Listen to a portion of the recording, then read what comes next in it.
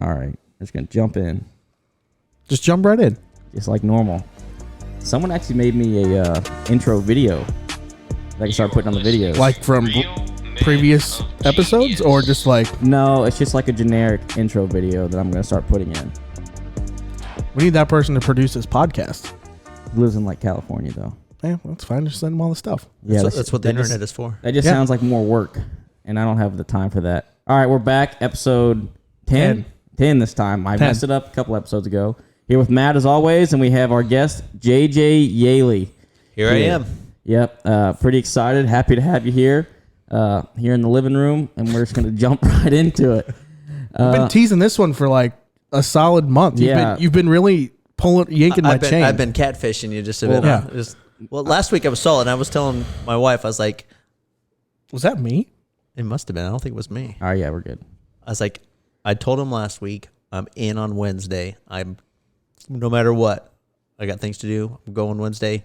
So they're on their own for making dinner or whatever's got to be done because I'm here. Yeah, he was the first one here. Yeah, I saw you walk through the parking lot. I was like, oh, gotta hurry up. Speaking of that, I saw Pockets, friend of the episode. Yeah. Not the episode. Pockets been on here twice. He comes rolling up in this sweet little electric scooter, and he was just all about it. Just, yo, what's up? He's like, I'm just going to go charge this thing. I'll be back in a little bit. No, he was like, he's asking me because I have an electric scooter too. It's not as cool as his, but I don't have a charger for it. So now you just have a scooter. Yeah. And he was like, you got to get a charger for that thing so we can roll around. And I'm like, we're just going to roll around Mooresville on electric scooters together. That sounds very cool. Start a biker gang. An electric biker gang. Well, as long as you have two, then I think you. Well, mine's like a literal scooter that I stand on. So I look like a real cob out there on a scooter. But whatever. No, he was texting me about it. He's like, man, you got to come ride this thing. Apparently he got it at the Gateway Nationals, and they were riding him around there. He works for Nice, and they had that whole win and you're in deal. Happy to see Tyler Carpenter, the one person I wanted to get the truck ride. Electric. He got it. I'm wearing my Hey Dudes right now. What does that have to do with anything? You didn't hear about that? On his prelim. Yeah, he won his prelim. And I saw it in his victory photo, but I mean, the guy's got, I don't know, 6 or 7 kids. It was him, his wife, there's kids everywhere. And I thought, maybe he won the race and has changed and gone back to the racetrack to take photos because she's got Hey Dudes on, he's got Hey Dudes on. And I was like, all right, well, that's pretty cool. But it turns out that he won a feature and must have a lot of feel with him. Yeah.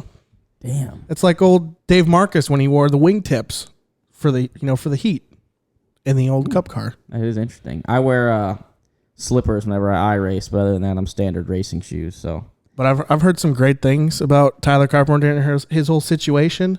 Like him and his old lady broke up, and she started an OnlyFans, and then they got back together, and now she funds part of his racing operation. It's the American dream. That's not. Is that accurate? Listen, Matt is huge rumor. I might be putting two different stories together because there was another late model there that literally had OnlyFans in the number, and it was his old lady that funds some of his racing. That's sick. Through the OnlyFans. It was a number 18 car. I can't remember who it was. You know what it is. You should just tell everyone because I'm sure you know. You've already done your research on both sides. Yeah, on both sides. No comment. No comment on that one. He's just zooming in on that link, trying to figure out what it says. No, I did see on there that they fined him. I wonder what they fined him. $5,000. They fined him $5,000? $5,000. So it was 30. Seriously? Yeah, it was 30,000 to win, and he got 5,000 taken away for who cares? Safety. Safety. But now, for his shoes? Yeah, now whoever makes his actual shoes are making a Hey Dude version of the shoes, so he can just rock them out at the racetrack. Does he always race in Hey Dudes, or is it just like, oh, I forgot my shoes and screw it? I guess knowing who Tyler Carpenter is, and I don't know a lot about him. He's from West Virginia. That kind of speaks a lot. I'm not going to say one way or another because I know a bunch of racers from West Virginia. But I've raced in some non-racing shoes before. I mean, not at a very high level, but when I was racing maybe Legends cars. But I mean, at the end of the day, it was a non-sanctioned dirt late model race. Yeah. I mean, that would be no different. I mean, as a kid, I wore tennis shoes when I raced midgets, and I mean, you see it. I mean, probably not as much now because safety is a lot more important than or a bigger deal than what it used to be. But still, that's crazy that they fined him $5,000. Yeah, because I'm sure there's nowhere in any kind of there's nowhere in the rule book that says if you're not wearing all your safety stuff. Because I mean, what if he didn't have gloves on? They're gonna find him a number for that. That's just straight ARCA. Everyone from ARCA never wears gloves. Dude, I didn't wear gloves one time at Five Flags when I was racing super lates. And I don't know why I did it. Oh, actually, I do know why. I was like not running that good that year. And I thought back when I was a little kid in Bandoleros, I won a lot. And I never wore gloves. I was like, screw it. I'm not wearing gloves this race. You were going to fix the setup of the car by taking off the gloves. Exactly. I was like, man, maybe that's it. Maybe I just don't have the feel on the wheel like I used to have. Just feel the air. That wasn't the case. And then they ended up pointing the black flag at me. And I had to reach around and grab my gloves, put them on under caution. But, yeah. I think that was what Aaron Fike did when he was still running the Busch Series and needed a caution. He chucked a glove out the window. But Landon Castle throwing the water bottle or the foam padding out. Yeah, same thing. Same thing. Damn. I love those. I knew a guy once at San Antonio Speedway. We talked about it last week on the show. Couldn't get enough of it last week. Threw a fire extinguisher on the racetrack. Pretty awesome. He pulled the fire extinguisher out of the car, or did he have a spare one in there? He was on pit road. And he was going to there was a cone bolted to the wall. He was going to grab the cone and throw it on the racetrack. He was pissed off, got wrecked, whatever, and tried to get the cone bolted down. Fire extinguisher was right next to it. There's a great picture of him just heaving this thing out on the racetrack. It was a big old bottle, too, but pretty cool. Did it explode? I don't know. I'd hope so. I didn't see that picture. It was before I was racing there. He might have needed those Hey Dudes because that track was so rough, didn't want any heavy-ass shoes getting his throttle control messed up. Dude, I was looking at that race and I was like, man, that looks pretty fun. But then I watched a couple of the cars go through the corners and just flip. I don't know. I go way slower. I've raced dirt races very little, but when the track gets rough, I am junk.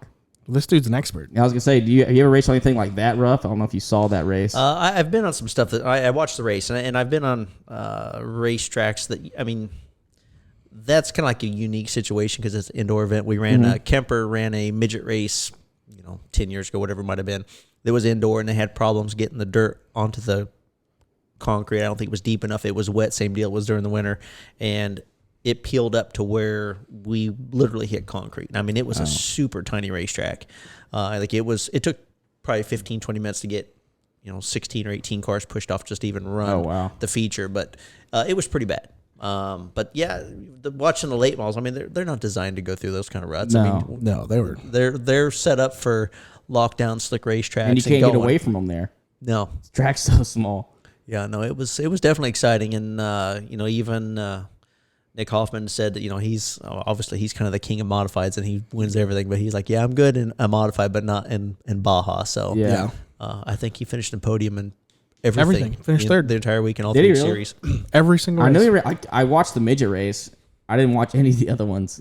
I watched the highlights, but definitely the midget race, I noticed he was running really good. I didn't even know he was big into midget stuff like that these days. Yeah, that was his third or fourth midget race, which that car is actually one I built about 3 years ago with a partner, Jeff Taylor, which is the Rockwell security car, which was what he was running there. But it's kind of cool to see a car that you put together, go out and run well. But yeah, he definitely enjoys it. He said that was probably the most fun he's had in a very long time. And I think he's actually going to run this next week in Des Moines for the indoor show too.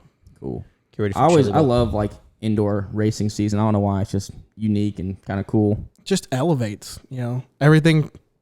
I don't know, but it just like Chili Bowl season. We're in full swing in that. What is shootout as well? Also shootout, yeah. I just saw a different start atmosphere on that track. You're running that, huh? Not the shootout. Not the shootout, around the Chili Bowl. Which, yeah. I mean, it's the perfect scenario. Like you're talking about the difference between going to a normal race and going to indoor race. That place is so big. I mean, that building's 450,000 square feet. I mean, the amount of cars, people, racetrack. I mean, just jammed into that building. But I try to explain to people who've never been to Tulsa.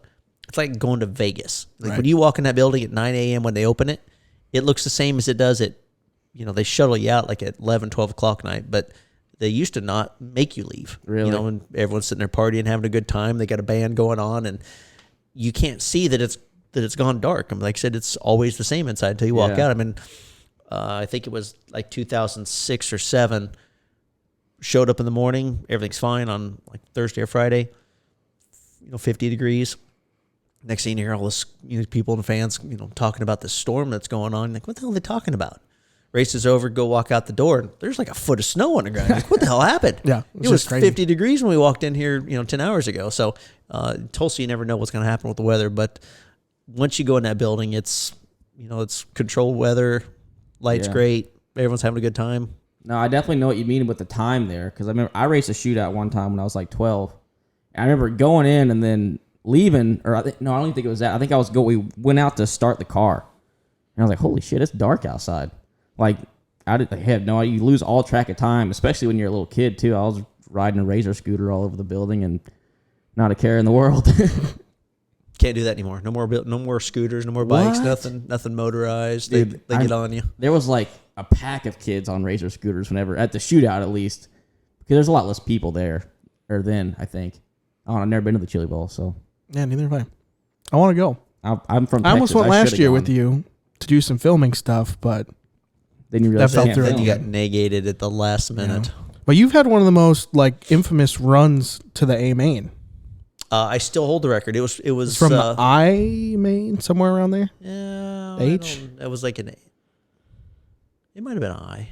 But just legendary run. Yeah, 69 cars was what the record was. So like I said, last year, McDougal Jason got McDougal close. Got I think he was winning like 12 cars, which I mean he made it all the way to basically the transfer to make it out of the B main and got harpooned going into 3 and and obviously his run was over at that point. But yeah, it was definitely in jeopardy there for what. And obviously he came from a lot further back. I think he started a further feature than what I did.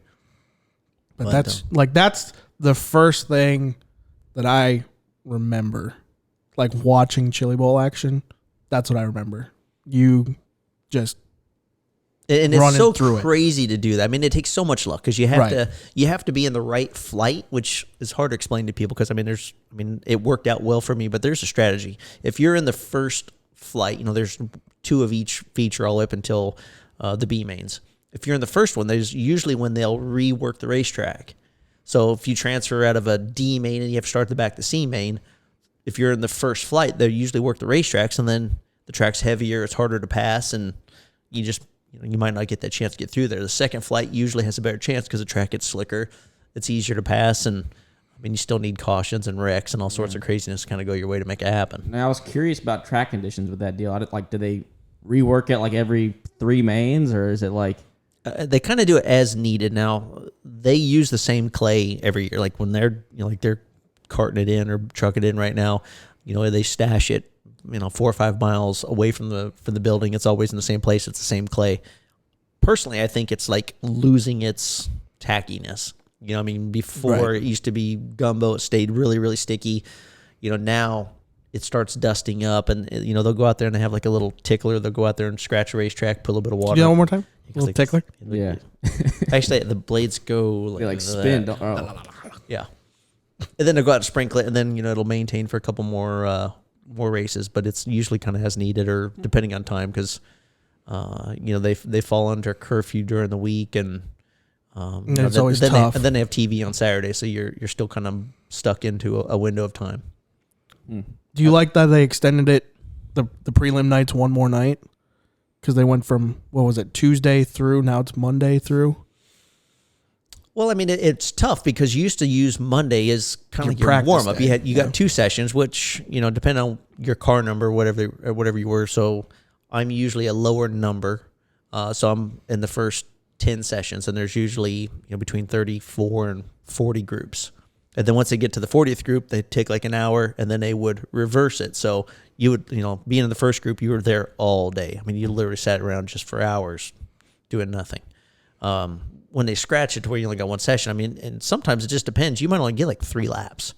If you go out there and a couple guys spin out and they just like, okay, your time's up. And you're like, oh, okay, well, Yeah. it's good, I hope.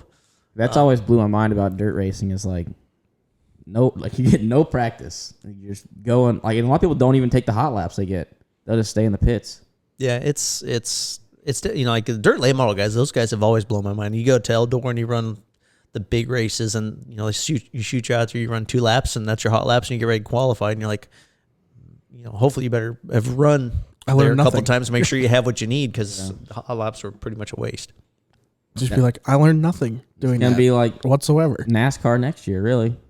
Yeah, you get what, 50 Especially minutes? at a road course, dude. Like, No, Road they're America is 15 minutes per qualifying practice session. That means it's like 2 laps. Yeah, depending on the guys are excited and go out there and Yeah. shoot the thing off course. That'll And be me. I mean, we could name names. We could. I have shot off the course there many a time. I did this year, Yeah, you did in Harmon's car. but I was way over driving that thing. I was trying to get everything I could out, but just saw more gravel than asphalt, I think. Well, sometimes it happens. It do be like that sometimes. It do be like that sometimes. So, JJ, I've done all the research. All of it. so it took you AK. 5 minutes. I went through the whole Wikipedia page. I'm glad I you went did. to USACracing.com. I looked at all of the wins. All the stuff. All the stats. stuff. Okay. All the stats. So what's your favorite race car that you've ever driven? Ever. Like, Ever. perfect place and time. That's how I look at it. Like, there's one race with one car. What's the favorite? Wow. That's I a know. tough one. I mean, because you've raced a lot. I've been around a while, and I've driven a lot of different cars. I mean, cars that are fun are probably still midgets, just for the fact of especially now because they have way more horsepower than like when I was running. I mean, most of them are pushing almost 400 horsepower in a car that weighs 750, 800 pounds.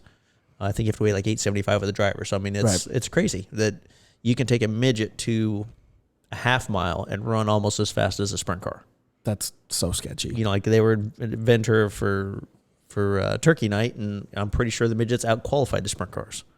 So I mean, there's certain situations where the car has so much speed, and you go to like a place like Eldora where you run wide open, you basically tuck your elbows in and you stick it on the fence and you just go. Yeah. And every time the back of the car steps out, you just lost a tenth. So I mean, it's fun and scary at the same time, but those kind of cars, especially when you go to small racetracks, they put on such a fantastic show. I mean, obviously, sprint cars, I had a ton of success. I got to build my own cars, manage my own cars, run the program. So it was, something I had more control of. But midgets are probably the most fun to drive. Nice. What would you say yours is? I don't know. Oh, honestly, he gives this nice, elaborate, honestly, I will thought still out say, answer. I and you're really just like, think oh, no. this is going to be like super cliche, super corny, but honestly, I love driving an Xfinity car at 1.5 miles. Like a good Xfinity car at 1.5 miles, like Kansas, where you can really like move around and the back's moving around how you want it, and you can like make moves and play with the Of all air. the fun racetracks, you pick Kansas? Yes, Kansas, dude. I love Kansas because you can run high, you can run low. That's the only track I can run the top at, I think. I'm not very good at it anywhere else, except maybe California, just in 1 and 2, though. I'm not very good at it in 3 and 4, but in 1 and 2, I can run the wall. Either that or... No, you probably didn't get to run Kansas before it was reconfigured or when it was repaved. No, first time I ever did was 2018. I will say either that or, honestly, this is going to be another kind of goofy answer, but a legend car at Wake County Speedway. See, I like the specificity there. Whole lot of fun. It's like the perfect size, really wore out, really slick, cool shape. Not like most Legends car tracks are just straight oval. There's never any D-shaped tracks. That track had a little bit of a D to it. But yeah, that one was fun. Who's D? You're not gonna get me with that one. No, okay. Not today. I'll say mine is a flat dirt cart at Millbridge. The only thing you've ever because that's the only thing I've ever competitively raced. How's the being micro honest. coming? It's not. That's it. Trying to work behind the scenes to make a deal to where I don't have to buy it, but I can just like manage. He's There you gonna team manager. Team manager. Team manager. But that doesn't mean I don't send him 15 listings a day Yeah, he for does. micros. And they're all just terrible. They're Like- all projects. Yeah, Projects. but I mean, I don't know. We're trying to balance. We have so much time for a project right now. We're trying to balance, spending the least amount of money but being the most competitive. Well, I mean, you're the one that's going to be buying the car, so Right. I could care I less have- about the money you spent. Oh, he's like, I'll buy a seat. I'm like, okay, that's $500. Oh, it's not even that. Yeah. Well, I guess you probably have to go full containment. So you're right at the 500. cheapest one I found is a Butler, one of those easy ones or whatever. You can like put the padding in yourself. They're like $700. You can even buy them off the Walmart website, which is insane. Wait, they sell them at I Walmart? don't think they sell them at Walmart, but you can buy them off their website. That's sketchy. It's awesome. I would, if I was going to buy a seat today, I would go to Walmart.com and buy it. Because Couldn't you just pull the seat off your sim rig? no, that's I could, but I don't know. There you go. You No don't have to spend excuses. anything. Yeah, but then and I how gotta- cool would it be that your sim rig would be dirty? Yeah. I don't know if I it'd be like that it. cool or not. If I'm just trying to come hang out and maybe run some laps, and I get up and my pants are all dirty. Yeah, but here's the thing. Like, if I bought it, like, he's going in at first. But you get second. That's fine. I don't care. I just want to race a micro again. But it's like, here's my deal. I have I have a financial partner in the whole thing, but he's so disconnected from reality. Like, he doesn't have social media. He barely checks his phone, maybe once a week. So I'll That's the text him. Perfect owner. Right. Yeah. I'll text him and I'll send him something, be like, let's do it. And then, then it's gone. And then a week later, he's like, let's do it. I'm like, well, now we're back at square one. So, but he would be the perfect car owner. 100%. I think the best car owner that I had in almost all the years was Tony Stewart. And not because he was Tony Stewart, because he didn't care. He just let you I go. mean, not that he didn't care, but he like, hey, we won, man. That's awesome. You need anything? No, we're good. All right. Perfect. And then, it just kept going. that's pretty Nelson, his dad, was kind of the team manager of, Tony Stewart Racing, which was, myself, Corey Kruzman, and then George Snyder's car. But we basically managed ourselves. But it was like, oh, okay, well, I might come to the races and watch. I don't know. We'll see. That's the I don't best. know if he ever showed up, but he was like, yeah, about once a month he'd call and say, how's things going? Going good. We won a bunch of races. Oh, cool. All right, Thanks. cool. Yeah. Perfect. Good deal. You need anything? No, we're good. Perfect. Good. Keep doing what you're doing. So, another legendary fact about this guy sitting to your right, he won the Triple Crown in the same year. So, So I'm gonna sound like an idiot. The Triple Crown, that's at Eldora, right? So no, he won like the national No, Triple so Crown. I'm thinking of the 4 Crown. The 4 Crown, which Yeah. we've done the 4 Crown, won the 4 Crown. Yeah. But to win the Triple Crown is all 3 series in 1 year. So me and Tony Stewart are the only two to win all 3 USAC series 1 year. in one season. like the points championships. Point championship for sick. all 3 divisions in the same year. So, how many races is the 3 series combined? It's got to be like 75. Well, it's a lot more now than when I ran. So I think it was about 75, 78 in 2003, where like this year I read that they ran almost 94 races. Crazy. So I mean that's a lot they of ran- racing. And like for the midgets in November, I think they ran 7 nights or 7 races and 9 nights. I mean, it was pretty close between. Yeah, I feel like they just keep adding weeks. Like there's the Indiana midget week. Now there's like the West Coast midget week. Then there's the Florida midget week, and it's like they just keep adding them. Of course, I mean for the owners, it makes it Easier. way more economical if you Yeah. can show up and run 3 nights in the same place or within 30, 40 miles versus shipping them out like our NASCAR schedule. Like, hey, we're gonna run Daytona, then we're gonna go run California, then come back and run Atlanta, and then yeah. go all the way back. It's like, man, who thought of this? Yeah. Which obviously we're kind of back to the normal schedule for Xfinity. Shout so out Ben Yeah. Kennedy for taking the harpoon right to the chest on that one. Well, I think they came to realization that we shouldn't be racing the 1st of March in Atlanta because it's still cold. Cold as hell. Yeah. So I mean, kudos to the 300 people that showed up last year for the race, but hopefully next time. I always kind of like. I don't know. I'd rather race in Atlanta when it's cold though. But I guess for the fans, you're right. My the first fans. ever race at Atlanta, it rained the entire race in the Xfinity race. Like remember that year that it kind of. I don't know if you raced Xfinity this year. You might have for Sieg.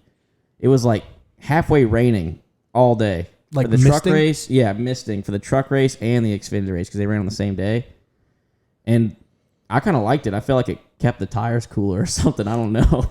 Well, But, it won't be a problem next year because no, just hold it wide open. it'll be interesting to It'll be see how sketchy. Atlanta comes out. I'm worried about what it does long term with that asphalt, with the amount of load on it, because of it's like hollow underneath, I guess. So I don't even know. Is it that it's the new asphalt, right? Mhm. The water better goes the through it. water wicking stuff, Yeah, it goes through. but it doesn't take rubber. I don't know if it does or not. But like it doesn't take rubber, but it drains. I don't know. We'll see. Are you making this up? No. Did you read this somewhere? yes. He I does have. this all the time. He just makes up. I don't random make. facts. I look at the Wikipedia pages. I do everything. I do. Wikipedia is- I put in the effort to do the background. You remember you look at Wikipedia. Remember in your high school English class, and they're like, You can't use Wikipedia is not a credible source. That's a crutch these days. Okay. I don't know that's a credible source. I mean, the fact that we're racing on asphalt that absorbs the water but doesn't take rubber. What does it do with the water as it absorbs it? Where's it go? It just goes down. It just passes through. That is real. They put a video of it. It goes straight through it. Like it won't puddle. It won't like it goes straight through it. Well, I mean, there's like 24 degrees of banking. It's not going to puddle anyway. It's porous.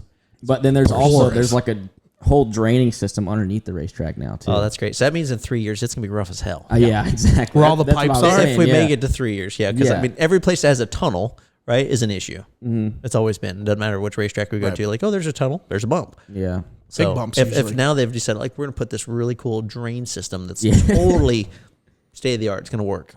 It's gonna be awesome. It's going to Trust reduce us. drying time You're by gonna be like, how's the trust car? us. 13%. How's the car? It's pretty good. I can make the double through 1 and 2 pretty good.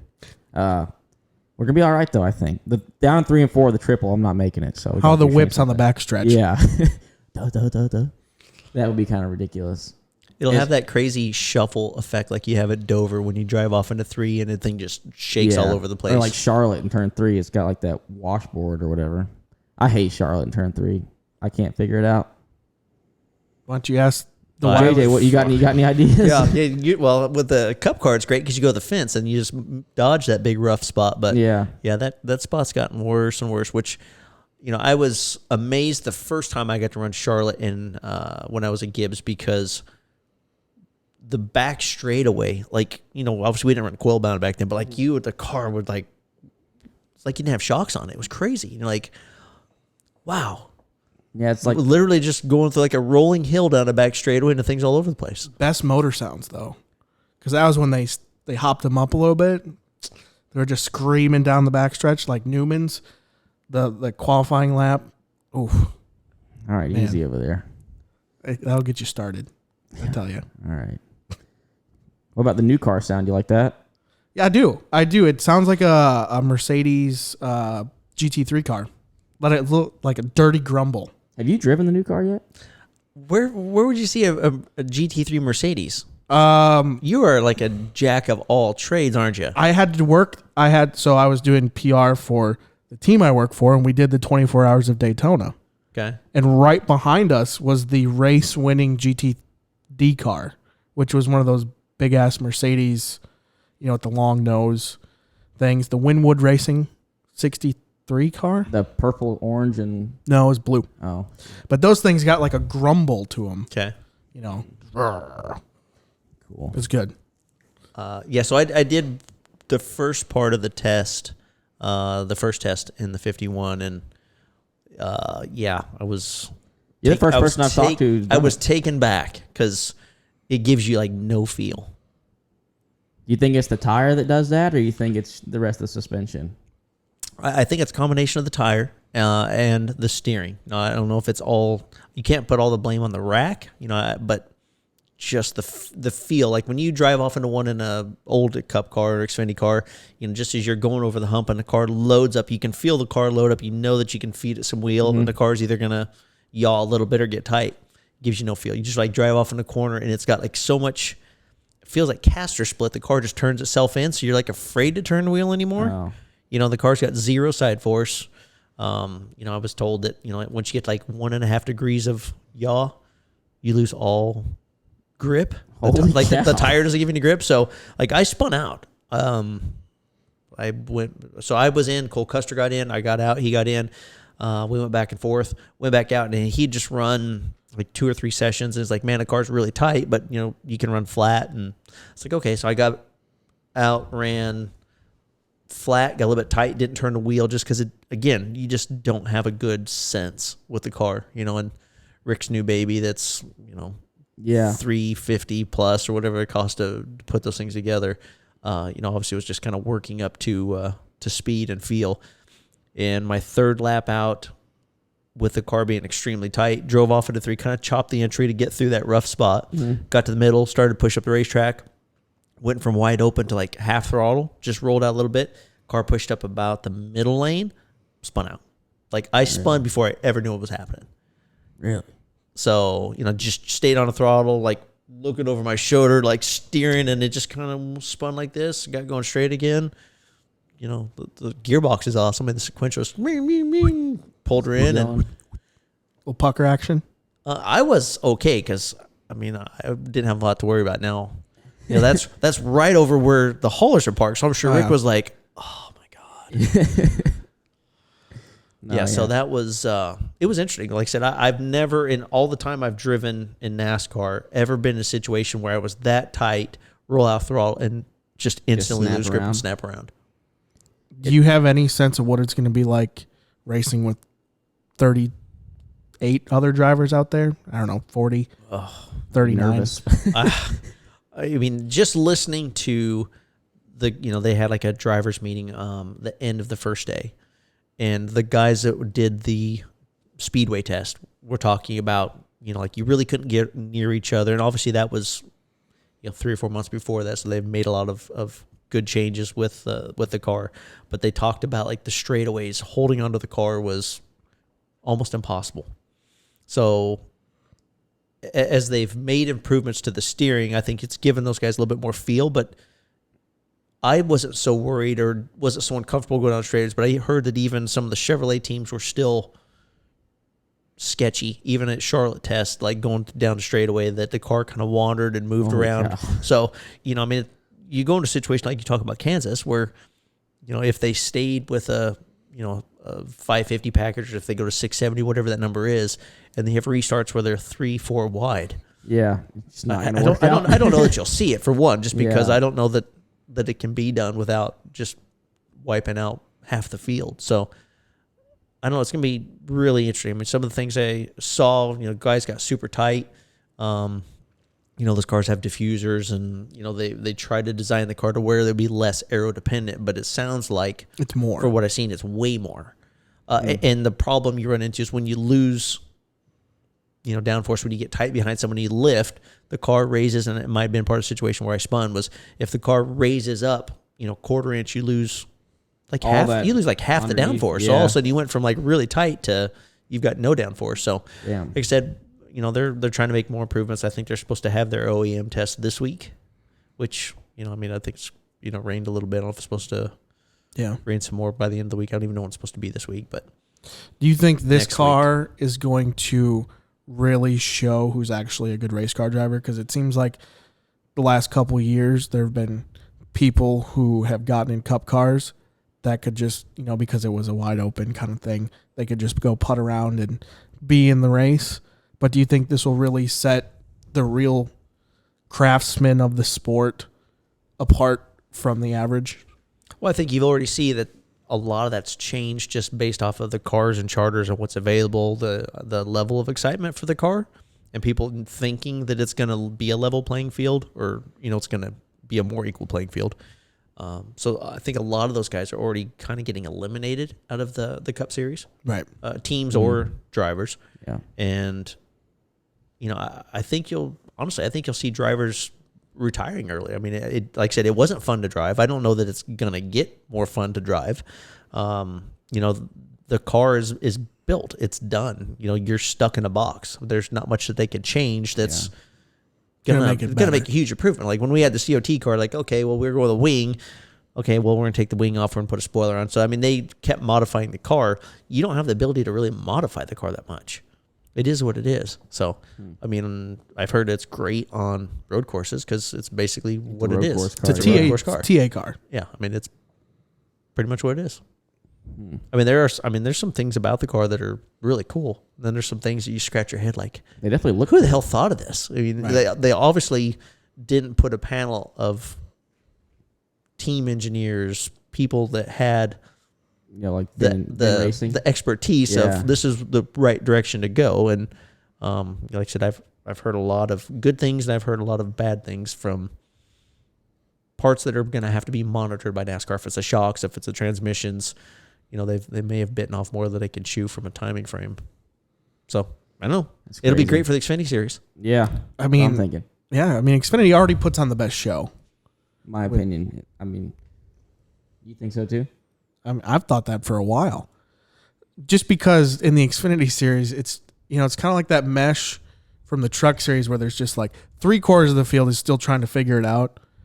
And in the Xfinity series, about 75% have already figured it out, but there's still the 25 that are trying to, figure out the racecraft and stuff. And then like there's always like 3 different races going on, right? There's the race in the top 10. Then there's the race kind of the mid pack from 11th to 25th, which always has really good storylines. Like you guys are in that most of the time. And then there's the far back ones where it's just like, I'm just glad they're here kind of stuff. But you don't really have as many of those. And next year, Right. I mean, it's really be tough. I mean, Yeah. the Next year level is of gonna be- competition is probably one of the most stout that the Xfinity series has seen in a long time. I mean, since the late 90s. Since it became the Xfinity series. Right. I mean, because a lot of people looked at it and looked at the Cup Series and like the barrier of entry is so large, whereas you can go get Xfinity stuff and you're just the competitiveness is still there. It's just now it's if you're in the Cup Series you're contending for top 25s, but if you drop down you want to be contending for top 10. So everyone's shooting for top 10s now. It's just there's only 10 positions and it's just going to be a lot. The midfield battle from 25th to 10th is razor thin now. Whereas a couple years ago, it was, if you got those leased engines, like you're probably going to do better than the guy who's running the PME. Sure. 100%. But truck series is always wild. Mm-hmm. A lot of. Which, I mean, I think the truck series is going to be significantly better than it's been just with the new bodies because, Right. Not, with COVID and not going to all the races, I went to Nashville and you look at some of the trucks and, I mean, there was kind of like that old Cup cars where they're so twisted and tricked and, I don't want to say cheated, but, there was stuff that the bigger manipulated. teams... Massaged. Very manipulated, yeah. So to go to a stock body, I think, already having the motors being what they are, it should be exciting. I mean, I think it'll be really good. There's going to be a lot of good drivers, good teams, across, all the series. So, I think from the competition perspective, you've eliminated some of those smaller teams that, just came because they could, Right. to where they're going to either have to step up or, they're going to have to find something else new to do. Yeah. I'm excited for the trucks this year simply off the schedule. Yeah. They got you can call it IRP again. No, They it's changed actually, they changed the name. It's Lucas Oil IRP. LOIRP. So they put the two names together. I'm going to call it IRP like I have for the last It's 10 Lucas years. Oil Indianapolis Raceway Park. Right. Just a little mesh. But they get to go back there, which I'm super jealous of that Xfinity doesn't get to. Hopefully, maybe in the future we can. They're going to Sonoma, which is cool. They're going to Mid-Ohio, which is pretty neat. I think it sucks that Xfinity's not going there anymore, but they're getting to go. But you got Portland. We got Portland, way over there in Portland. Way over there in Portland. Way over there in Portland. But it should look, I watched the IndyCar race there this year. It looks pretty cool. Like, I was thinking as I was watching, like, man, it'd be kind of cool racing an Xfinity car there. And then, boom, there's my chance. There's your chance. But I still wish I could race, like, Lucas Oil or IRP, whatever you want to call it. Like Milwaukee. Great racetrack. I never got to run Iowa in an Xfinity car. Another great racetrack. Yeah, it was good. I think I ran Milwaukee a couple times. It was fun. It looks I like... think IRP was definitely one of the cool places because you could say, even though it was only 5/8, you could run the fence. You could run the middle. You could run the bottom. I mean, it was pretty easy to be 2 or 3 wide for the entire race. Yeah. And, I think, especially now with the modern Xfinity car and not having the shovel on the nose like y'all had back then, like, I feel like you can actually get pretty aggressive and knocks people out of the way and not just turn them around. Bozzies. Yeah. Composite bodies. Composite bozzies. Bozzies. Yeah. Yeah, I mean, I would take an IRP over a Martinsville. Really? I would agree. I mean, Martinsville's cool, but it's kind of stressful, and you don't know when you're just going to get dumped. Like, people will just be firing it off in there, dive bombing you sometimes, and like... There's definitely dive bomb. But, I mean, just from the racing perspective, I mean, you can go out there and race. You have options. You go to Martinsville, you're on the bottom. You're on the bottom. Mm-hmm. You're just kind of grinding it out. Yeah, you can run the top for like 2 laps if you're like mid-pack because the bottom gets stacked, but then after 2 laps, you got to get down. Yeah, I think the most fun and Martinsville's like my least favorite track, but when they put the PJ1 and you had to run the top groove was pretty... When did they do that? Yeah. When they first did PJ1. Yeah, it was one of the first times. They did that at Martinsville? Yeah, and you ran the top. That does sound awesome. You had to run around the edge, which, like, going back to... I guess I would have still been Gibbs. Like New Hampshire used to run the top. Like when the sealer would, like, because the sealer was so slick that you would run like the third groove. Really? Yeah. So it's like, I mean, almost like what they do now, but they put it like a whole nother lane higher. That's kind of cool. That If they're going to reminds put me it of, on there, I mean, I think it'd be cool if they did it in different spots, kind of like Mario Kart. Like, like it's good here, but not like just a whole strip of it to Right. where, Yeah. when Just it a gets, spot. like Texas, like a like, boost pad. that once it gets sticky at Texas, you're like, oh, I better get up there because Yeah. you're going to run 3/10 faster. But you have little spots where you can hit it. And I wish they could shoot come back up down. with something that was like, they just coat the whole damn racetrack and then it like comes and goes. Like it's like a dirt track. Like, okay, the bottom's wore out. I'm gonna start moving up, and then the kind of top gets kind of shitty and people start moving back down. I think that'd be neat. I don't think they'll ever do anything like that, or if they can come up with a compound that can do that. I mean, even though like a cup race, PJ1, I feel like it kind of comes and goes. At the very end of it, like at Bristol, like it's good in the bottom, and then you kind of go to the top. yeah, because I think it gets so much rubber Yeah. that you get where it almost gets slick. Yeah. And I mean, that only happens on concrete tracks, but Right. And usually it seems like when they do, a traction compound, whatever they want to call it now, they put it too low. I mean, I would like to see to where when they do it at a Michigan, when they do it at Texas, it's like the third groove or the fourth groove. Yeah. So when you get up there, there's still room to maneuver versus there's the bottom and then there's the fast lane. Yeah. No, yeah, I definitely agree with like at Texas, because if they moved it up a little bit, like especially 1 and 2, you could start seeing like maybe a couple like people just firing it off in slide job and sliding into it. Right now it's so low. If you try to slide job, you're pretty much just going to run into the guy on the top. Like you're gonna hit their fender with your quarter panel, and they're gonna be pissed off. And yeah, And most likely wreck because once you Yeah. got out of that stuff, it was oh yeah, It looked very bad. treacherous from pit road. it is. I got out of it when they very first did it. My first Xfinity race, I got out of it, spun out immediately in practice. Freaking, I lifted. I'd never driven an Xfinity car that had the stuff like move around in the back or pretty much anything. And I was letting Austin Dillon go by, and I lifted way too hard, and I kind of whoa up the racetrack. I remember BJ telling me, he's like, "Don't go above it. There's no grip." I was like, "Okay." Ease back in the gas, very slow. Whoa. Backwards. I was like, "Holy shit!" He wasn't lying when he said, "There's no grip up here." And guess who watched you wreck all the way down the back BJ, he was stretch? right behind me. oh jeez. He was like cha-ching. He's like, cha-ching. I didn't hit anything, but he was probably like, "This kid's an idiot. Like, what is he doing?" He definitely told me that when I got in the pits too, but he's not gonna sugarcoat it for you. No. He's the best too because you look at him, you're like, that's a scary son of a bitch. But he is probably one of the nicest, Yeah, coolest guys in the Hands garage. down. no, he taught me. I mean, he told me everything about trying to drive one. Helped me out any way he could, so that was cool. BJ's the man. Like, helped a bunch of people. Josh Williams over there now. Josh Williams, I guarantee he went over there to get cup starts. Probably. because DGM, Mario Goslin, and BJ stuff is relatively equal, I would say. I mean, you know why? What you saying? Like, why would you like? why would you sidestep? leave? Why would you lateral move? Got to be cup starts. It's closer too. Yeah. Well, you never know. Yeah, Never you know. I mean, Something in the house. Yeah, that's maybe pure there's- speculation. You're- That's all we do You heard here. it first here. Yeah. Are you ready to announce anything? Do you want to break some news? No. Okay. He's always trying to get people to break news. I on here. just You want want to break news now? Yeah, because like- then it's clickbait. Yeah. I'm not that. Yeah. Maybe when it gets closer, Okay. We'll have you back on. we'll come back. Yeah. we'll So come I got to back. start asking you next week to come back for on. when that is. Yep, because Yeah. it ain't a month. My guest manager for this show is just not very good. I've gotten quality guests. It should be easy because I mean you're like we're in off season right now. I mean, Right. what do you do when you're sitting in the shop? I work. Yeah. Yeah. You sure do. He's chasing micro. I'm chasing Ads. micro classifieds. No, I put together a video this This week. is the best time to be looking for him because Yeah, everyone's it's- either selling or Or now they all say available after Tulsa. Yeah. So when it's wrecked. Dude, there was that one Sawyer that I showed you. It was Hayden Reese's car. Yeah, the one that's 20 The grand. one that's $20,000. He's like, "Oh, let's get this one." you got to look at all the spares that comes with it, though. We really needed that one that got sold. Yep. Oh well. Whatever. I don't know Hey, where to put JJ. it. I can't fit that in my guest bathroom too. So So yeah, I mean, we need a garage for that.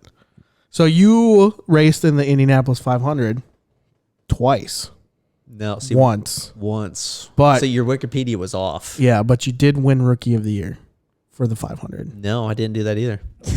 You're the highest placing Your rookie. English teacher told you right. No, because if I was the highest finishing You rookie, I would have got rookie of the year. All right. Pretty easy. I was the highest qualifying rookie. Yeah, that was what it was. Yeah, it was something. Yeah, 9th, qualified. No, I qualified 13th. 13th, lucky 13. Is that right? No. Yeah, that's right. Qualified 13th, finished 9th. So Jesus. I mean, you were, you're a dirt guy. That was always the ladder. Yeah, I was clueless, like super clueless. My first IndyCar race was Phoenix. Like I did the test, and like literally when I tested IndyCar at Phoenix, I had raced maybe, like excluding quarter midgets as a kid, maybe 6 times on pavement. Really? No midget races on pavement? None. Really? None. So yeah, I was like just like, yeah, here, go drive IndyCar. Okay, what do I do? How do I shift? What Cool. Yeah, okay.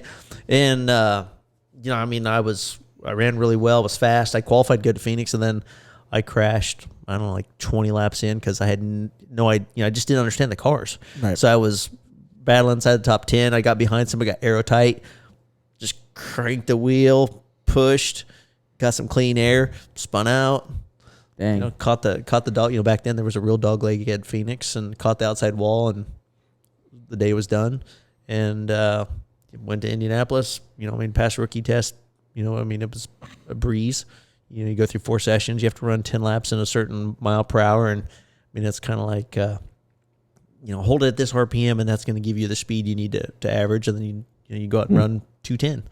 But those cars are designed to run. Right. Fast. So, 200 miles an hour to Indy. They actually drive better. Like back then, I qualified 218 was my average. But, when you had to run like 195 to 200 was one of the stages through your rookie orientation. They drove way worse there at that speed than they did at 210. Just, crazy. Just going back to the faster you went, the more downforce you had. Right. But, we had one car. We got our engines from Menard at the time, so we were running the Oldsmobiles. But, it was those situations where, I couldn't wreck. If I wrecked, we were going to be done. And, just made a bunch of laps. And, one point, the wicker bill in the rear wing, because that was before, like, they had all the crazy, where the wings look like they're actually inverted. And they're like, oh, well, we only had like 60 thousandths in there. So they said, let's just pull it out and see what it does. So pulled it out, and, like, I have no clue. I go, all right, just off I go racing. And went down the front straightaway and went like, I don't know, I think it was like 6 or 7 mile an hour faster than I had been. So like 231 was fastest I ever went. 231 into turn 1, got right to about as you get down to the painted line, jump sideways. And luckily I didn't spin, but it was like lock. Damn. And then, crap my pants, down to the apron before I got to turn 2. I was like, coming back in. And I don't think I'm going back out the rest of the day. Like, that was it was probably one of the scariest things I've ever been through. And they put it back. we like lost like 3 steps. Like put that back plus a little bit more, right, and work on my confidence to get get to where I up can there. go back out there. But going back to the rookie thing, I think Steve Knapp finished 4th, and he got rookie of the year. So when I ran the 500, I spun going into turn 1 on the start. Yep, I read that. Same deal. Like I was really oblivious to anything about the Indy cars, and as we're making your pace laps, the engine was really cold. So luckily for me that year, they didn't throw the green until you were almost to the start finish line, versus like the old days, like when they were like coming out of 4, they were full song. Yeah. So if you watched the video, I'm in the 4th row. My row's way back. And because like the motor wouldn't take off. So we go into turn 1, and Tony Stewart told me, he's like, you don't want to touch brakes in the corner because you'll spin out. Okay, so going to turn 1, Eddie Cheever's on the outside of me, and he just like slowly pinching me, and I get down to the grass. I can't go any lower. He keeps coming down. He hits my right front. He spins sideways, keeps going. I spin and stop. Well, I sat for a lap. I lost a lap sitting on the racetrack until they got me started again. They had to pull start me, or I would have finished 5th. But I lost a lap sitting there, so that sucked. But yeah. They pull start you? Yeah, because I just had to clutch. Just clutch it. They just throw Clutch it back. and go. Yeah, no, I didn't do that. But Oh. Been cool, though. yeah, you like wrap it around the top, and you hold the rope, and it gets you going. And then Y'all start 3 wide that race, right? 3 wide. You start 3 wide? You think they should do that in NASCAR too? Somewhere?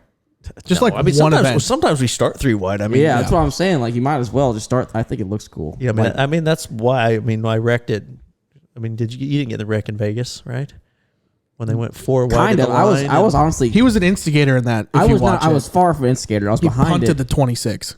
Well, I which was was getting- good because the 26 is the one to shove me until I wrecked. So if the 26 would have survived, I'd have been pissed because The 26 he never slowed down. was in front of me, and I was getting pushed from behind. And then I think I basically just gassed up because he was like turned like this. I was like, whoop, pushed him out of the way and then got around it. But yeah, you can't go 3 wide at Vegas that early, I think. But Xfinity racing, man, You would say they were rolling the dice. you could say that. You could say that. I won't. Yeah, that race was that sucked because y'all were really good that race. I remember. Yeah, there was a lot of effort. You know, when you're like, man, we have the A-plan motor. It's gonna be great. I know. It's I gonna be noticed. badass. That's exactly what I thought when I saw. He was like, I saw the ECR guy under their hood earlier. I was like, that is terrible. Like when that guy shows up, you're like, it's gonna be a good Yeah. day. I had to go to the back, drove to the front. I was like, oh, this is so much fun. So this is what these like the guys that have big sponsorship have the deals Yeah. every week. This is what they get every week. Oh my god, this is awesome. Boom. Yeah. The struggle is real. Yeah, but Struggles. I still think they should do 3 wide starts at Michigan because they used to in the Michigan 500. Michigan, Yeah, Chicago. Chicagoland. Yeah, let's Yeah. go back there. No, California. They could at Kansas. Yeah, but would too. you really want to be stuck in the middle? I mean, you Screw have it. nowhere to go. There's gonna be someone else stuck in the middle in front of me and someone else stuck in the middle behind me. It'd put on a Yeah, great that show just for means the that fans. that's going to be the wreck. Yeah. Daytona, Talladega. No, Dega. not there. Not Dega more than. I was gonna say not Daytona. Daytona's too narrow. I mean, you go 3 wide in the race. Why would you start 3 wide? Just go ahead and do Right. it. Might as well. Yeah, I guess so. I think they should. I mean, they do at Anderson Speedway with sprint cars. I think, Which is pretty tough to do. I mean, That's I've never run the little 500, but I mean, I've raced a sprint car at Anderson, and to be 2 wide is tough. So that track's narrow. it's super. Watching narrow. them race super late models there, like a full size car, and they're too wide. It's like the entire racetrack. So I don't know how they even fit 3. That race is awesome though. That's one of my bucket list races. Even though I've never raced a sprint car to of any go kind. to race it. Yeah, I want to race it. It pay. I mean, I'm pretty sure it pays really well. Like I think it pays like 45,000 or something cow. to win, and it pays probably 8 or 9 just to start. But I mean, you're There you there. You're literally there like all week. Really? Yeah, because when I still ran USAC, we would run a USAC show the week leading into the little 500, which we had to wear. The cars had to weigh like 1,400 pounds, which I don't think there's a weight rule for the little 500. So Really? I mean, it's a huge pain. Like you have to have a fuel rig, you have to pit. Yeah. Oh, those pit stops are pristine. I think that's probably like the show is watching. You guys should try to trying get pit. in on that. It's sketchy. Be a tire carrier.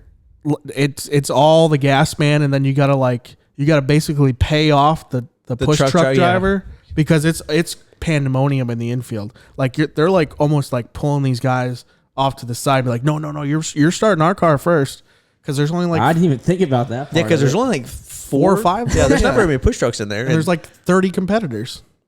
they can't just get a bunch of 4-wheelers in there and just push them off. Can you push a sprint car off with a 4-wheeler? You can with a big one. I mean, if they had like a side by side, I mean, they could probably make it better. But I mean, that's like That's part of the deal. It's like, like if you have 3 or 4 guys pit, the guy gets his hand up first, which in some of those situations, guys like they'll learn. You start raising your hand, like, we Pulling still the got pits. 10 more gallons to go. But that's Cody Swanson's race. He races it in the V6 and wins pretty much. Pretty much all of them. Yeah, I pretty mean, much. it doesn't have to be just that one. Right. But I mean, like, going to a racetrack like that, super slick. I mean, when you have a sprint car has, they have like 900 horsepower Yeah. now. I mean, the V6, they don't weigh as much. It's almost like, instant traction control because you can go out there, it doesn't abuse the tires. So usually, and they get way better fuel mileage. So you can run, if you can run another 50 laps. Why don't they all run V6s if that's the case? Well, there's not that many out there. No. Like he Is it races like- the same car every single year. Is It's it just like some like this gross looking yellow car? is it like some like 1995 Toyota Celica V6? Like what? Like is it some kind of special motor or is it? No, I don't think so. Huh. Pulled it out of the Buick last week. That is neat. But I though. mean, it's also the same thing. I mean, you don't want to just go build one like, okay, I got to go run 500 laps, and you make 100, and the thing grenades because you're like, oh, that's guess we should have like run or tried to figure it out a little bit yeah. more. I guess we should have just stayed with Old Faithful and the V8 motor. There's but probably not a lot of V6s laying around. No, not competitive ones. you don't think you can just pull one out of like a junkyard and then port it and Yeah, that's what you want. make it sick. Probably not. Be great. I mean, that's what they do with micro motors. Some of them go to the junk car, get one out of a motorcycle, and Yeah, but I mean, like a 600. I mean, if it's a stock 600, it's still a 600. If you're Right. you're racing against someone else's 600. If you took a V6 that you pulled out of an Oldsmobile and something else that guys spent 65 grand building, you're probably gonna get your ass kicked. it's true. You're probably not going to have fun either.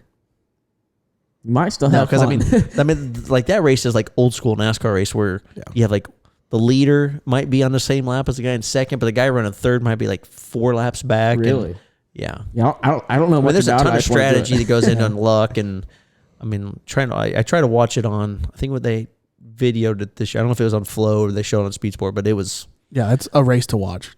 It's chaos. I watch it. I got that Flow subscription now, so That guy running 10th is like 15 laps down, but he's just out there having a ball. Just cruise. Well, I mean, like that was like I was supposed to run like 3 or 4 years ago. Brad Armstrong asked me to run his car, and I was like, "Man, I got to run Charlotte. I don't know if I can get there." So I didn't really give him an answer in time. So he hired Schrader, and Schrader did. And I was like, "My God, there's no way Schrader's gonna be able to run 500 laps." I mean, Kenny. I mean, he's won a lot of races, a lot of different things, but I'm gonna say that's a pretty physical race. I mean, I think Stewart ran third a couple years ago in Hoffman's car, and was like his helmet was bouncing off the right rear tire. Yeah, he's looking out of his left eye, just going down the straightaway. I didn't think about that part either. I didn't think much into wanting to run this race. I just think the 3 white start looks cool. Well, I mean, you're young, you're in shape, you'd be okay. Cool. Even when I ran go-karts, we ran the pussy strap. Like, where they hook it to the side. You know, What? if you do Your head indoor locked down? stuff. Yeah, you just lock that thing down. You start the race looking at it. See, like, you can't run those anymore because you have a Hans and all that. Yeah. Like old you're hockey talking like trick. put the horse collar on. Yep. Pull that strap Just- and hook it on there. Just yank that thing all the way over to the side. Yeah. That sounds very uncomfortable. It's not at all. I mean, You that can't was like move your head though.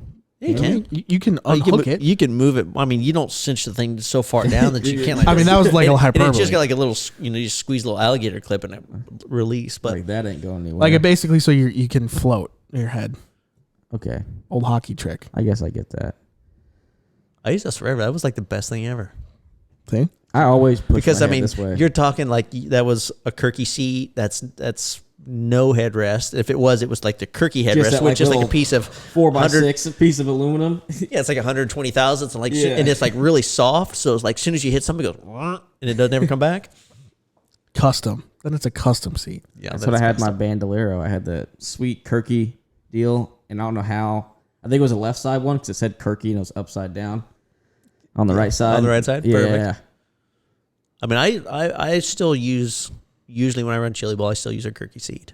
I mean, I'm a firm believer that the seats have gotten so stiff that it's created more issues. I mean, I personally think there's more injury now than what I remember when I was racing midgets and sprint cars. So, I mean, Dason Pursley, or was it? decent person. Yeah, He got hurt recently. Real yeah. bad. And it And, just I looked mean, like a his- normal flip.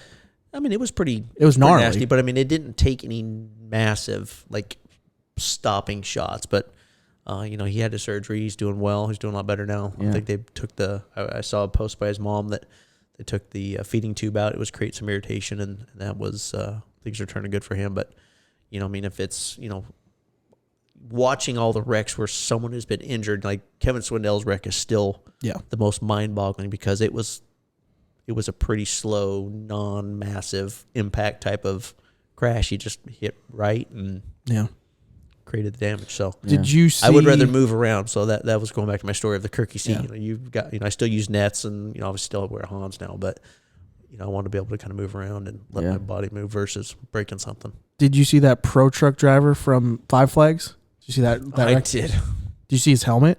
I did not see his helmet. His They helmet. should have beat the hell out of that guy that wrecked him. I mean, Yeah, I mean, actually. So he- the kid he was quoted as saying, "I never really put any stock in safety equipment whatsoever. Just kind of got the cheapest stuff." That day, he bought a Stilo. And Really? Yeah.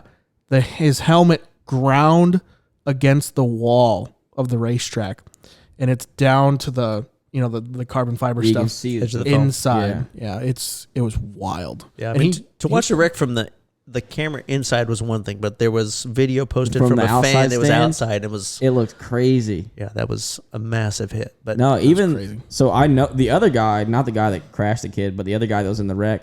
I actually know that guy. I used to work in his shop when I was a kid, and like which was last week. no, this was back when I was probably 15, I guess. So 3 years ago. 10 years ago, but he was in it too. And I don't know how he didn't get hurt because when he hit the fence like that, he hit like windshield first in his back bumper, and he just laid the whole cage down. Just laid it right down, and like I guess the truck was probably like that far from his face. Wow. I was surprised he didn't beat the hell out of the guy because he's notorious for doing that. Actually, it's the same guy that threw the fire extinguisher on the racetrack. There you go. Comes full circle. Yeah. Yeah. No, I used to work with him. It was pretty fun. First person I ever hunted with was him. It's kind of weird being from Last Texas. person you probably hunted with Last too? person I ever hunted with. We used to get up in the morning, go out to the deer stand, look at deer for a little bit, not shoot anything, go work in the shop, get done in the shop, go sit in the deer stand, look at a bunch of stuff. I did shoot at a deer once. Missed him, but I shot at it. But you scared him. Oh, yeah, it freaked him out. He fell on the ground. I thought I got him, so he fell on the ground and was squirming around and took off. Athlete. Just a bunch of hair on the ground. Must have just skimmed his back. No poop? Nope. No. Tough. I think it's scat. Is it scat? Scat. Scat. Yeah. I'm not a hunter either, so I mean, the fact that if that is true that it's scat, I mean, That sounds like something I've heard on a movie once. This has gone off the rails. It's usually how it goes on this podcast. Yeah. When we get towards the end, it's how it goes. Hey, But, do you guys want to hear a fun fact? yep. This holds wait, is it a fact? Did you get it off Wikipedia? No, this is a real. This personal is- fact. Okay, so it's So, or the witnesses because Now I'm not if, sure if I if there's wanna no know. witnesses, it still might not be a fact. well, you're part of the fun fact. Oh, okay. The first cup race I ever pitted, you were the driver. Did we win? We had for the team that you're racing for, it was a good finish for us. It was 25th. Okay, nice. Indy. Was the pit stops good? That's the most important thing. Oh, they were flawless. In my mind, they were flawless. I mean, I could say the wheels didn't come loose because I've had some. I was also I haven't on. had too many issues with. I was on loose one wheels. of your crews that you've had to sit down and say, "Let's just get the tires tight." I mean, I've had good pit crews. You have to have that conversation of, Yeah. hey, we had a really good car. We were like, But this was just get them tight. when you're Yeah. racing for Jimmy Means. Remember? Well, that's the same that you're like, Yeah. let's just get them tight. Just get 'em Let's- tight. I don't want to have to come back in. I mean, it's one of those deals where you're not going to gain enough. I mean, You're just I would rather lose 3 spots on pit road because I know like a lap, good restart. Just get 'em Especially if you're back. starting middle, like you're going to get it back. But if I have to come down like 10 laps in, and you that had a slow pit stop that didn't get them tight, and I have to come do right sides or 4 under green, It's a bad day. we're screwed. Yeah, then you're just out of it completely. You're like, you know what? I'm just gonna go back to trailer. We're gonna be ahead. Deuces. We're gonna be ahead versus going back out. It do be like that sometimes. It does. I didn't know you ever pitted for him. Yeah. You were driving that tie-dye car. I don't know if that was the 54. It would have was been the 54. Yeah. Because old Lee Dog was crew chief in the car in front of us. I don't remember who our crew chief was, but I was on vacation that weekend, but I know exactly. I worked on the car, but I was. It was like if that was that car probably wouldn't have made the first round of the RWR cool designs. yeah. Oh, let's talk about that for a second. Really? While we're on this topic.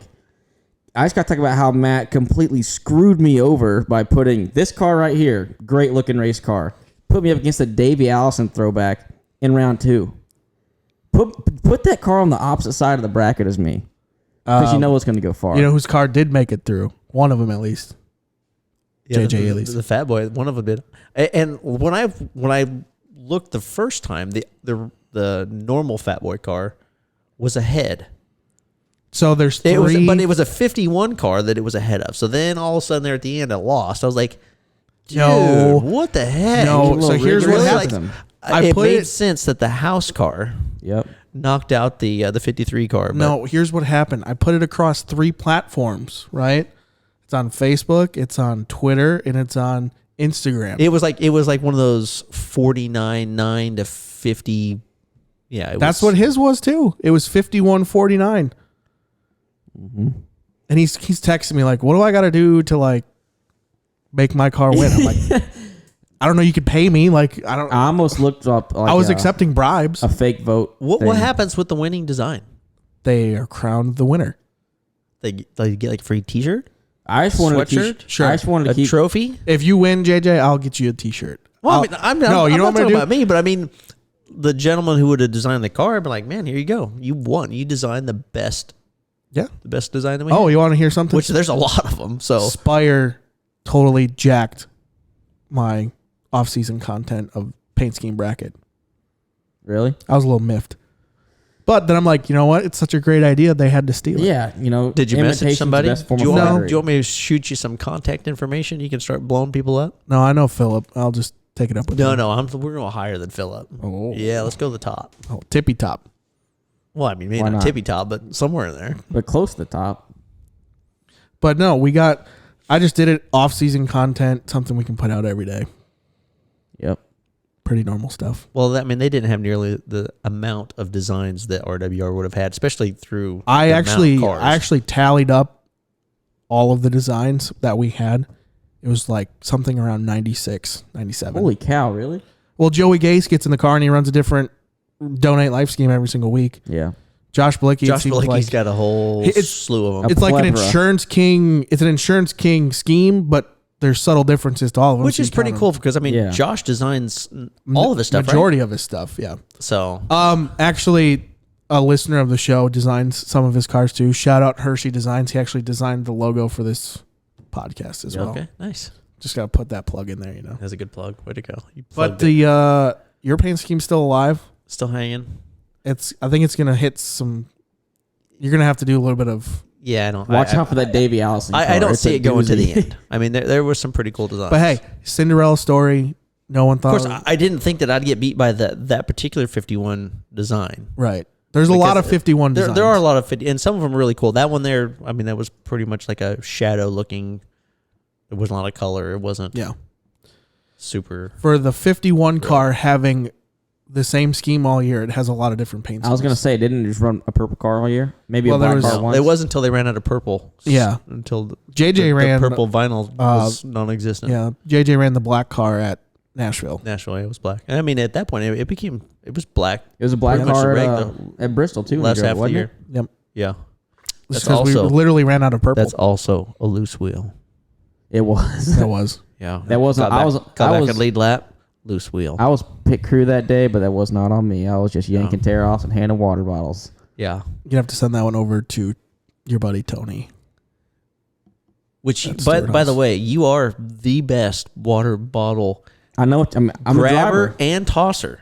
I'm a driver, so yeah, I Like, know what to do. Getting rid of the first bottle, like that's usually like the awkward part is where the guy's coming in for like he's bringing the bottle in, it's full, and I'm trying And you're to, like- and the driver's trying to get rid of the empty one at the same time. But no, you grab it, boom, over the left shoulder, usually over the pit box somewhere. Me and somewhere. Weatherman had a contest at one point of who could throw the water bottle higher. Well, his is like a limp wristed throw, so it probably like crashed into the wall most of the time. No, I almost hit Steve in the head one time with a water bottle. So I On threw it top up of and he the had pit to like box. duck it real quick. But I have fun doing All that. the sponsors just love it when they just get hit with water in the face. For the second or story. Gatorade. It just adds to the Unbelievable. experience, man. I'm just trying to show them a good time. Yeah. Man, we covered a lot of ground. We did. I feel like so. There's been episodes where you did most of the talking. Yep. I feel like this There you is go. this is a heavy me episode because I fanboyed the whole time. Yep. We didn't use the soundboard once. That's probably That why. was once. That one was bad. That's my favorite one. And we've used it like 3 times. Yeah, well, it's because I got to learn how to get the delay out of the beginning. But so Or you need to keep your hand on the board so it's quicker, so you can hit it Yeah. instantly. Versus it's that delay of getting to it. Shoot, I feel like we didn't even talk about your NASCAR career. That's okay. It's still going. So Yeah. yeah, it's still going. you know, I mean, We can continue to talk it's about it. 18. Well, when I come back for the announcement, the big Yeah. announcement, we can hit on that. So, How long? I was just, Plus, it's indoor season, so I mean that's why Yeah. the dirt stuff was a little more Yeah. pertinent to the. how do you like your chances for Chili Bowl Man, it's tough. as I sit right now? It's so tough. You know, the car I'm driving, my dad built it, brand new spike. It's the same as what boats. I mean, like for me, I always build something different. I always take something different And then I try to figure it out in that one hot lap session on Monday and like, whew, that's really good. Or man, I better go back to the drawing board. So to go to Chili Bowl, something stock isn't usually my style. Like even last year, we had some weird ass coil suspension thing my dad dreamed up that was so bound up that it had so many issues. So the fact that we were even as successful as we were with it is crazy. But I mean, when you go there, it's all about having the right night, having the luck. I mean, 3 years ago, I built my own car. We were the fastest cars there. I got disqualified because I didn't stop at the top of the ramp and give fuel.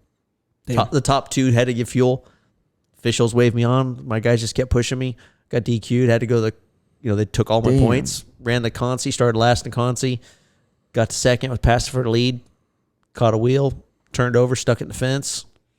That was alphabet soup from there. Where's that car? Gone. That's the car Hoffman's driving. That car was brand new that year. Damn. I mean, I flipped. It didn't have any damage. It just got hung in the fence and was stuck. But how many of your cars are just out there that you know of? That you've built, didn't shipped it? No idea. A lot. I remember that one car I took to Iowa for you. It's been a long time. Right. I mean, two of my last Chili Bowl cars are hanging in Tucker Klossmeyer's shop.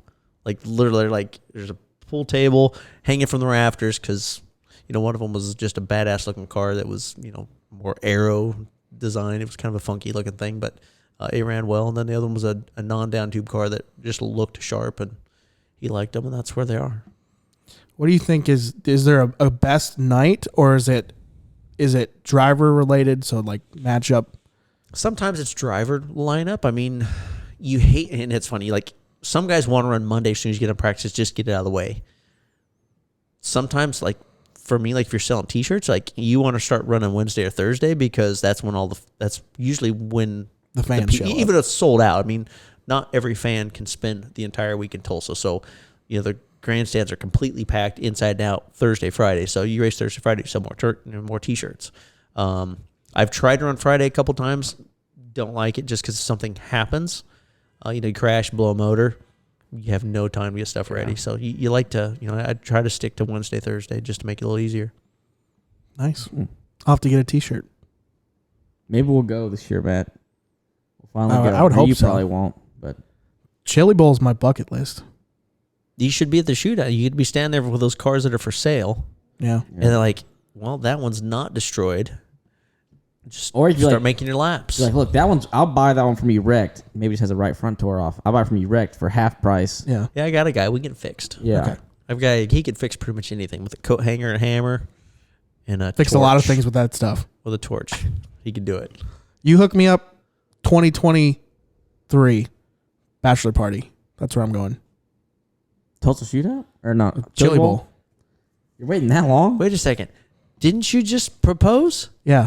And your bachelor party's in 23? That's what I'm saying. It's going to be 22 coming up, right? Yes. Well, it's not like I can't do it next month. That's just poor planning. I might be It takes you a year? it's logistics. Jesus. COVID. You've obviously never been to Tulsa. No. There's not a lot to do in Tulsa in January other than go to the Chili Bowl. But everything's already sold out. Well, I You got the hookup? the pits aren't. I can't get in the grandstand. You have to know somebody. I know you. Well, I got tickets. Oh. You want I mean, I don't have a lot. Hook up some hot passes. Yeah. They don't have that's a pit pass. Yeah. Thank God there's not hot passes. Yeah. Jesus. God. Don't even get me started about hot passes. And It's so hard. It is. Just send what's her name an email. Yeah, just send them an email. That's what I do. Yeah. They usually cater to your every need. Yeah, well. It used to be easier. Now it's It really is hard. a little bit harder now. With COVID. Look, Thanks, from COVID. from not when just I with got COVID. here. They've just Yeah, it's reduced a lot. they don't like they don't like pennies going out the door. Yeah. They like to collect every penny they can. But if you hook me up, I don't know, we'll do something. Make it memorable. Could trade you some of your video expertise.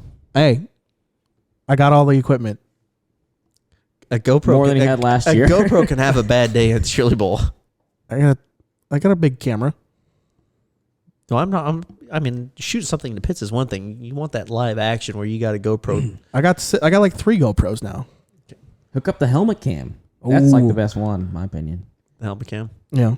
and we'll get instant analysis from JJ And I have in the car. On my helmet I take to GoPro, I have this little camera thing that I mounted on there. It's cool because it's like right above my eyes, like how the NASCAR one is, but you can't open the shield at all, which kind of sucks. But I mean, you're racing dirt, so you're gonna have the shield closed anyway.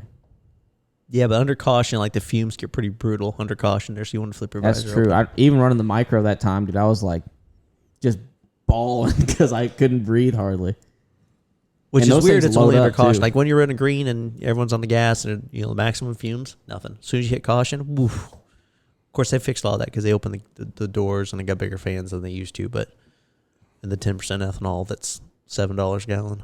Hell yeah. It's good stuff. Make that money. Got to. All right. JJ, thanks for coming on. Yeah, I absolutely. appreciate you having me. Thank you. We'll have Sorry you I on was- in another 2 months. Yep. I'll start texting you next week. Nice. Sounds good. See y'all. Thanks for listening. Bye.